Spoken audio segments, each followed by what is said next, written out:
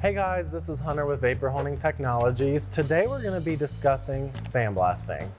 Sandblasting or abrasive blasting is the most often chosen form of blasting. Sandblasting is used to smooth and clean solid surfaces with particles using compressed air. Sandblasting is used to remove rust, dust, and other residues before applying coatings like paint and powder coat. This technique uses four main elements, being air, a cabinet, dust collector, and media. Either a gas bottle or a compressor is used to supply the air during the sandblasting process. The sandblasting cabinet or room holds the blasting object and the dust collector to collect wastage and dust. Sandblasting also uses different substances, whether they are sand or not.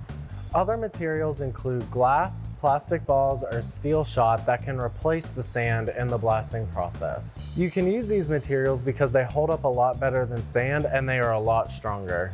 Sandblasting is a step up from hand sanding and requires a cabinet, a room, and an air compressor. The equipment that is used will vary from project to project. For more information, please follow us on Instagram, like us on Facebook, subscribe to our YouTube channel, or give the sales team a call at 828-202-5563, extension 102.